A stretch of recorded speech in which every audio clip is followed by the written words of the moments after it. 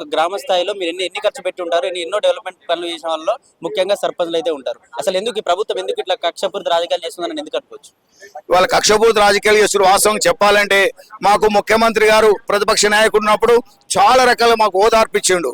నేను వచ్చిన వెంటనే మీ బిల్లు రిలీజ్ చేస్తాను, మీరు అనేక మంది ఆత్మహత్యలు చేసుకున్నారు కదా, ఇక మీద ఆత్మహత్యలు ఉండవు, మీకు రావాల్సిన బిల్లులు వస్తాయి, మీ యొక్క సమస్యలు కూడా వస్తాయి, మీ యొక్క కార్యక్రమాలు మేము వివరిస్తా, మీకు రావాల్సినటువంటి బిల్లులన్నీ కూడా మిమ్మల్ని ఆదుకుంటా అని ప్రతిపక్ష నాయకుడిగా ఉన్నప్పుడు అన్నాడు. మా కోసం ఇందిరా పార్క్ దగ్గర ధర్నా చేస్తే దానికి మద్దతుగా వచ్చి మరి మాకు మద్దతు ఇచ్చి మీ యొక్క ఆత్మహత్యలను నివారిస్తానని ప్రతిపక్ష నాయకుడు హోదాలు చెప్పి ముఖ్యమంత్రి అయి 14 నెలలు అవుతుంది. 14 పైసలు ఒక గ్రామ పంచాయతీకి ఇవ్వలే. ఇవాళ దోమలు కుడుతున్నాయి, వీధి లైట్లు లేవు, మురుగుదొడ్లు లేవు, మరి అనేక రకాలైన వాటర్ ప్రాబ్లం ఉన్నాయి గ్రామాల్లో, మరి కరెంట్ సరిగా రావడం లేదు, అనేక రకాల సమస్యలు ఉన్నాయి. పంచాయతీ కార్యదర్శులు బాధలు ఉపయోగిస్తే వాళ్ళు 20-30 వేల రూపాయలు ఉద్యోగం చేసిన ఎంప్లాయీ సరిగా పనిచేయలేక వారి కుటుంబాన్ని పోషించుకోలేక వాళ్ళు కూడా ఇబ్బందులు పడతా ఉన్నారు, ప్రభుత్వ ఉద్యోగులు కూడా ఇబ్బంది పడతా ఉన్నారు. మరి మాకు రావాల్సినటువంటి పెండింగ్ బిల్స్ అని ఇవ్వాలని మరి అనేక మార్లు ప్రగతి భవన్లో వచ్చాం. చిన్నారెడ్డి గారిని 4 సార్లు కలిసాం. చిన్నారెడ్డి గారిని గవర్నమెంట్ పంపుతున్నా, మీకు రావాల్సిన నిధులు మీ న్యాయమైన హక్కు అని 6 నెలల కింద చెప్పారు. ఇప్పుడు అదే చెప్తున్నాడు, ఇంకా కూడా ఒక్క పైస ఇవ్వడం లేదన్న. కొన్ని లక్షలు అంటే దగ్గర ₹1 కోటి పెట్టిన సర్పంచులు కూడా ఉన్నారు, ఆస్తులు అమ్ముకొని ఉన్నారు, అనేక రకాల అప్పుల పాలై ఉన్నారు. వాళ్ళ స్థితిగతులు చాలా దారుణంగా ఉన్నాయి. వాళ్ళని ఆదుకోవాలని నేను ఈ సందర్భంగా ముఖ్యమంత్రి గారు ఇప్పటికైనా పరాకాష్ట వదిలిపెట్టి సర్పంచుల మీద నిర్లక్ష్యంతో వదిలిపెట్టి మేము మా కాల పరిమితం అయిపోయి కొత్తగా మళ్ళీ ఎన్నిక సర్పంచ్ వచ్చే పరిస్థితి ఉన్నది. కాబట్టి మా యొక్క డిమాండ్ ఏంటంటే రావాల్సిన మొత్తంలో చెల్లించి ఎస్ఎఫ్సి ద్వారా ఇచ్చి మమ్మల్ని ఆదుకోవాలని డిమాండ్ చేస్తా ఉన్నాం సార్. కొత్తగా టీపీసీసీ చీఫ్ మీనాక్షి నటరాజన్ గారు వచ్చిన తర్వాత మీ సమస్యలు సాల్వ్ అవుతా అనిపిస్తుందా? మరి మేమైతే డిమాండ్ చేస్తా ఉన్నాం. ఆమె గాంధేయ మార్గంలో ఉన్నారు. వారు నిన్న మొన్న పిసిసి పార్టీ ఆఫీస్కి వచ్చి అందరు దిశానిర్దేశం చేస్తా ఉన్నారు. అదొక ఆలోచనలో ఉన్నారు, ఎందుకంటే గాంధేయ మార్గంలో ఉన్నారు, గాంధేయ మార్గంలో ఉన్నట్టు అవుపిస్తా ఉన్నది.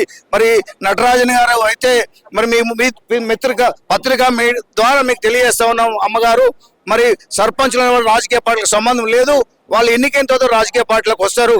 రాజకీయాలకు రాకముందుకే సర్పంచులు ఇండివిజువల్ గా ఉంటారు కాబట్టి వాళ్ళ యొక్క న్యాయమైన హక్కు. దీంట్లో కాంగ్రెస్ పార్టీ వాళ్ళు ఉన్నారు, బీజేపీ పార్టీ వాళ్ళు ఉన్నారు, మరి ఎంఎల్ పార్టీ నక్సలైట్ పార్టీ వాళ్ళు కూడా సర్పంచులు అనేక జిల్లాల్లో కొనసాగుతున్నారు.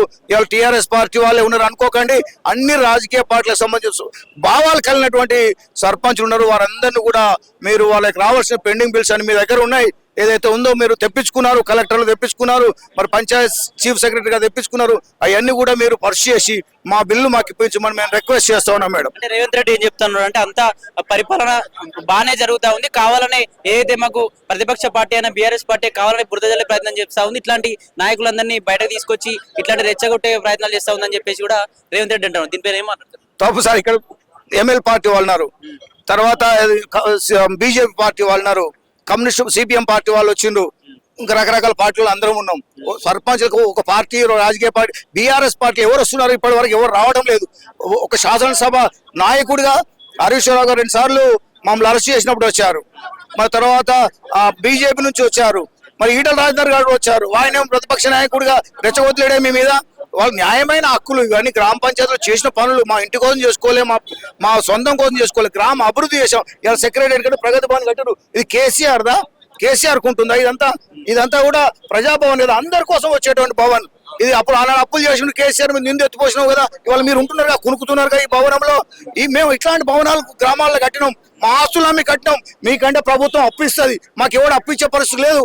గ్రామ పంచాయతీలో ఎప్పుడు అప్పు ఇయ్యడు, రాష్ట్ర ప్రభుత్వం భూములన్నీ ఉడబెట్టుకొని అప్పులు తెచ్చి భవనాలు నిర్మాణం చేస్తాడు. మాకు ఎవరు కూడా స్వతహాగా గ్రామంలో అప్పు తెచ్చి నిర్మాణం చేయాల్సింది తప్ప ఎవరు కూడా అప్పులు ఇచ్చే పరిస్థితి ఉండదు, గ్రామ పంచాయతీకి అప్పులు ఇచ్చే పరిస్థితి ఉండదు. ముఖ్యంగా సర్పంచ్ అంటే అప్పు ఇచ్చేటోడే లేడు. ఇప్పుడు ఈసారి మాత్రం దుర్మార్గంగా తయారైంది. ఈ ప్రభుత్వం వెంటనే రిలీజ్ చేసి మమ్మల్ని ఆదుకోవాలని మేము మరొకసారి డిమాండ్ చేస్తా ఉన్నాం. దానికి సంబంధించి సర్పంచులు చాలా మంది ఆత్మహత్యలు చేసుకున్న పరిస్థితి, వాళ్ళకి ఏమైనా ఎక్స్‌గ్రేషియల్ అంటే ఏమైనా ప్రకటించే ప్రయత్నం చేస్తారు? కనీసం కన్నెత్తి కూడా చూస్తున్నారు.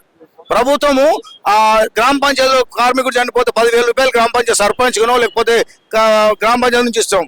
సర్పంచ్ చనిపోతే 10 పైసలు ఇచ్చే పరిస్థితి లేదు. రావాల్సిన ఎక్స్‌గ్రేషియల్ కూడా లేదు, ఎలాంటి ఎక్స్‌గ్రేషియల్ కానీ చావు ఖర్చులు కానీ ఇచ్చే పరిస్థితి లేదు. మేమే తలాయిని చేసుకొని చేయాల్సిన దుస్థితి వచ్చింది. కాబట్టి ప్రభుత్వం వెంటనే మరొకసారి నేను డిమాండ్ చేస్తా ఉన్నా, మీరు వెంటనే మా డబ్బులను రిలీజ్ చేయాలని డిమాండ్ చేస్తా ఉన్నా.